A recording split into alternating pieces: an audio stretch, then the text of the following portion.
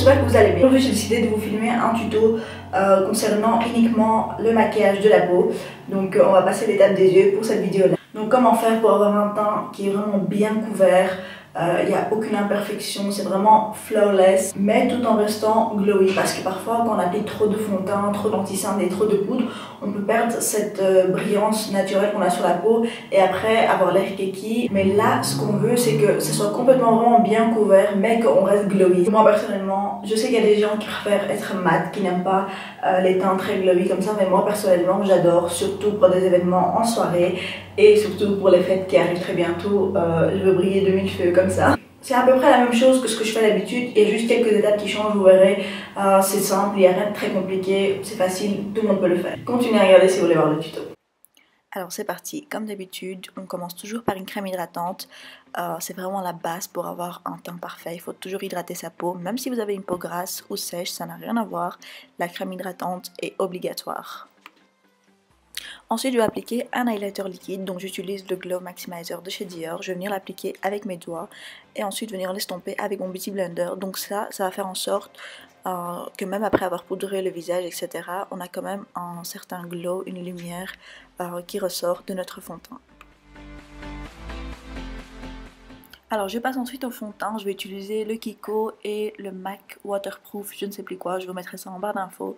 Donc je vais faire un petit mix et je vais venir l'appliquer tout d'abord au pinceau et ensuite venir estomper avec mon Beauty Blender. Vous pouvez appliquer directement avec votre Beauty Blender comme vous préférez.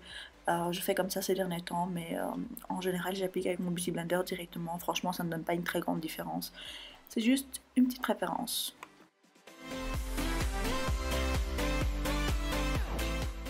Ensuite, place à l'anti-cerne. Donc d'abord, je prends un anti-cerne avec un sous-ton plutôt pêche pour venir corriger mes cernes parce que j'ai des cernes assez marquées.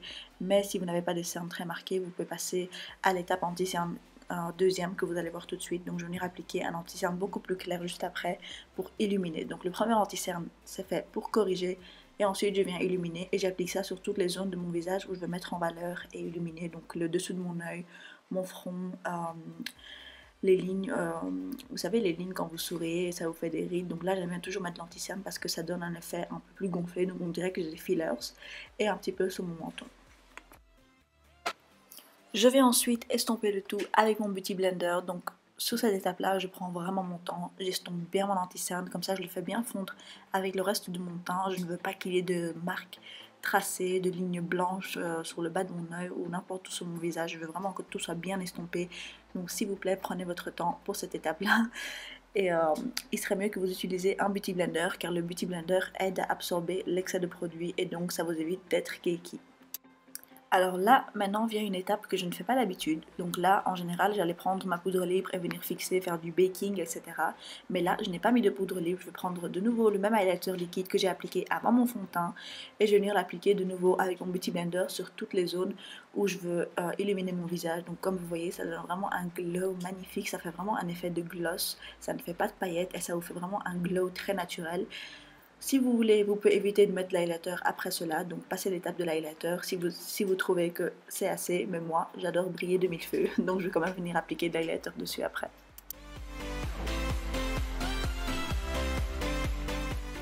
Alors je prends maintenant ma poudre libre et je vais venir l'appliquer sur des zones très stratégiques. Donc je vais prendre un pinceau déjà, je ne vais pas prendre un Beauty Blender, j'ai l'habitude d'appliquer ma poudre libre avec mon Beauty Blender. Et je vais venir appliquer uniquement donc sur le dessous de mon œil en évitant toutes les zones où j'ai appliqué l'highlighter liquide. Je prends ensuite mon petit duo de chez Dior avec un bronzer et blush en même temps et je vais venir appliquer d'abord le bronzer. Donc je vais faire du contouring, je vais sculpter mon visage, donc dans le creux de mes joues, mon front, mon nez, mon menton, ma mâchoire, etc. Et ensuite je vais utiliser le même blush qu'il y a dans ce duo et venir donner un peu de couleur sur mes joues.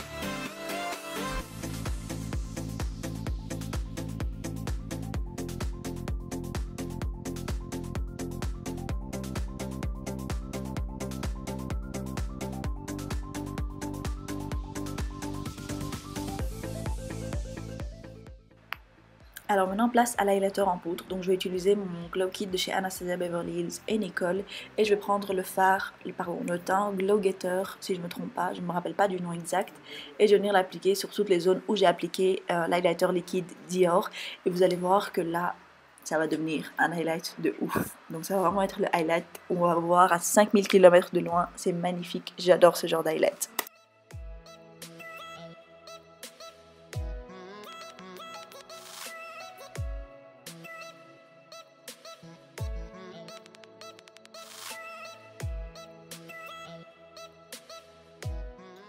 Alors là, vite fait bien fait, je fais mon petit contouring du nez et ensuite je viens terminer le dessous de mon œil.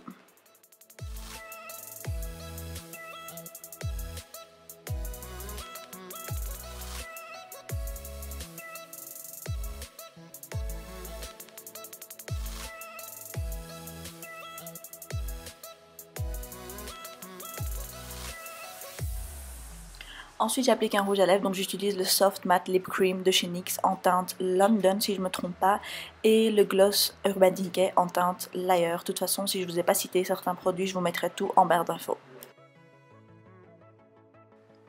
Et voilà pour ce tutorial, j'espère vraiment que ça vous aura plu. Comme d'habitude, n'oubliez pas de liker ma vidéo si vous avez aimé, de laisser en commentaire d'autres idées de vidéos et surtout de vous abonner à ma chaîne. On se retrouve très vite pour une nouvelle vidéo. Mouah.